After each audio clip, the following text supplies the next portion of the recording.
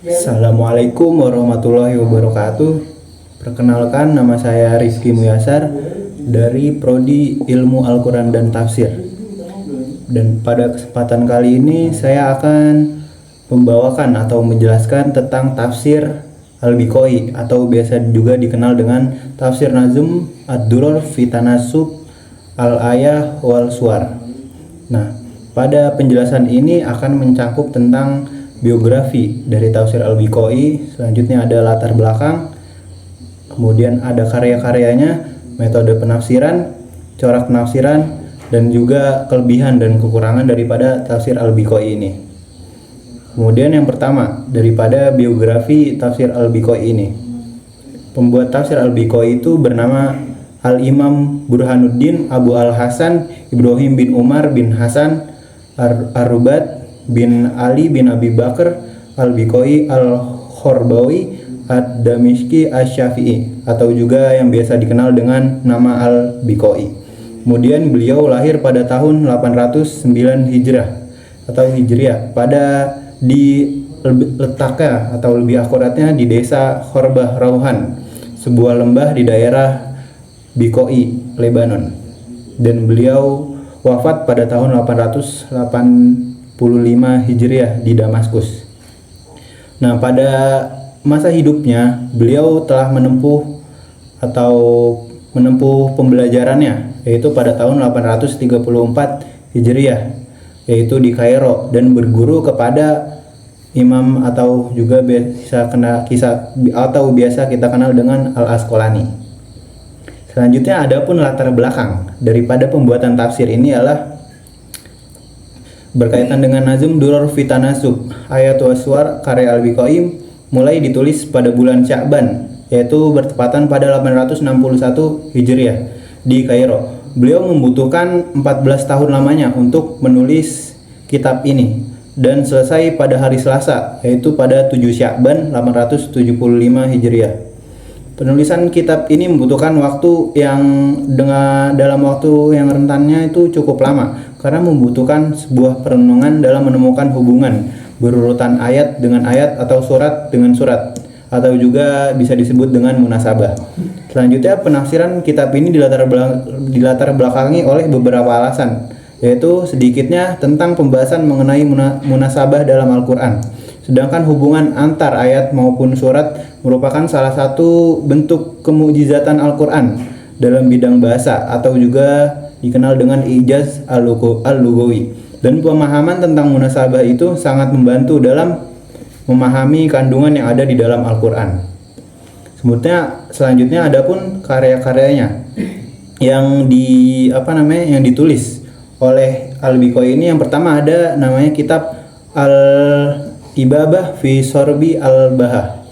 Itu yang pertama. Kemudian yang kedua ada Ahsanul Kalam Al-Muttaqi min Zammil Kalam. Selanjutnya Akhbaru Al-Jalad fi Fathi Al-Bilad. Selanjutnya ada Al-Idrok fi Al-Fani Al-Ikhtibak. Selanjutnya ada Asad Al-Biqa Al-Na'isah fi Muqtadi Al-Muqasadah. Selanjutnya yang terakhir ada Al-Istishad bil ayat al-ijtihad bil ayat al-jihad. Selanjutnya masuk kepada metode penafsiran, di mana metode penafsiran ini, jika kita melihat dari cara Al-Biqai bagaimana beliau menafsirkan dari ayat-ayat Al-Quran, beliau ini menguraikan ayat atau kata demi kata di dalam Al-Quran dalam pencarian munasabahnya Al-Biqai ini. Kemudian beliau melakukan perenungan yang sangat panjang.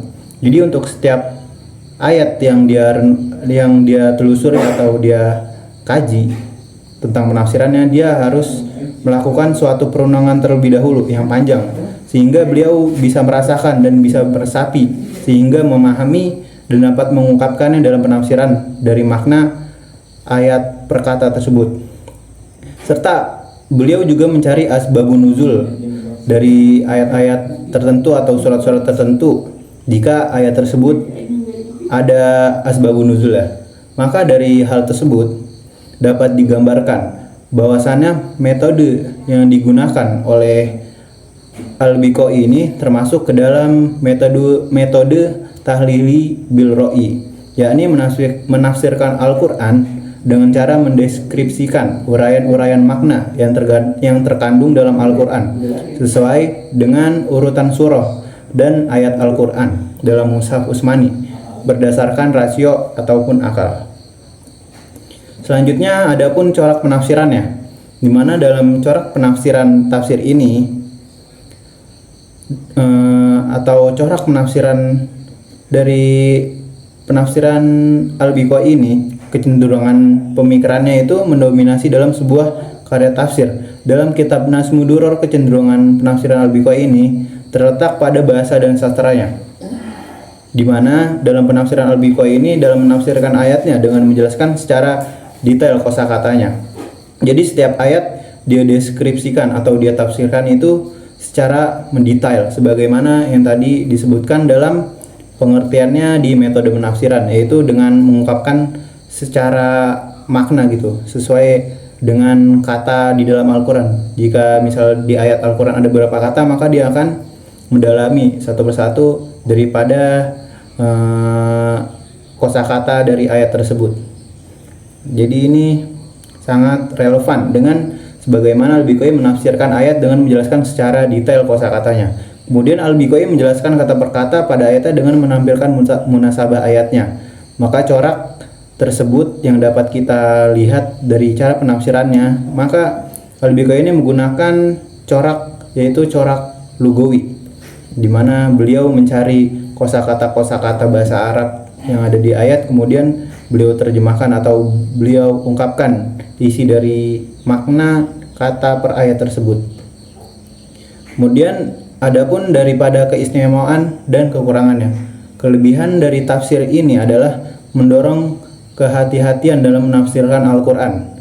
Sementara adapun kecenderungannya yaitu terlalu panjang menjelaskan mengenai ayat atau kata-kata yang ada di dalamnya, dan ada yang menyampaikan secara logawi dan sastra. Nah, dari sini dapat disimpulkan bahwasannya penafsiran Al-Biqai ini mempunyai latar belakang, yaitu dalam penulisannya ini beliau memerlukan munasabah yang sangat panjang, di mana karena dalam penafsirannya beliau harus menjelaskan setiap perkata pada ayat-ayat yang akan ditafsirkannya. Kemudian karya-karyanya ada 6 sebagaimana yang disebutkan tadi, yaitu sebagaimana Al-Ibahah, kemudian Ahsanul Kalam, terus Akhbaru Al-Jalad, terus Al-Idrok fi Anni Al-Ihtibaq, kemudian Asad Al-Biqa, dan yang terakhir Al-Istishad bil Al-Jihad. Nah, kemudian pada metode penafsirannya pun beliau kadang-kadang menggunakan mencari dari asbabun nuzul, di mana bila ada ayat yang memerlukan, ada yang di dalamnya asbabun nuzul, maka akan dia ulik di dalam penafsirannya. Kemudian metode yang digunakan pun metode al-ro'i, di mana beliau mendeskripsikan atau menafsirkan dengan uraian-uraian makna yang terkandung dalam Al-Quran yang sesuai dengan urutan surah dan ayat Al-Quran dalam mushaf Utsmani berdasarkan rasio dan akal. Nah, selanjutnya adapun yang tadi saya telah sebutkan, yang kemudian saya ringkas ini, corak dan penafsirannya. Sebagaimana corak penafsiran yang biasa kita kenal itu lugawi, di mana lugawi yang menjelaskan dari kata per kata dalam sebuah ayat yang kemudian nanti diuraikan, sehingga kalimatnya ini akan menjadi suatu penafsiran yang mungkin padu, dan mungkin juga penafsiran ini bisa juga termasuk ke dalam penafsiran yang tergolongnya bisa digunakan di berbagai zaman gitu. Jadi dia bisa relevan di setiap zaman, karena dari corak-corak yang kita lihat sebagaimana tafsir-tafsir Al-Misbah atau tafsir yang lain juga kan menggunakan terjemahan kata per kata gitu. Jadi setiap zaman bisa disesuaikan, kayak sebagaimana dalam contohnya ini pada surat Yusuf dijelaskan tentang penafsirannya yang dalam berbentuk bahasa Arab. Jadi setiap kata per kata dijelaskan, yang kemudian nantinya akan jika digabungkan atau direlevansikan dengan setiap zaman, maka nantinya akan menimbulkan suatu penafsiran yang relevan dengan setiap zamannya. Mungkin itu saja dari saya, kurang lebihnya mohon maaf. Wassalamualaikum warahmatullahi wabarakatuh.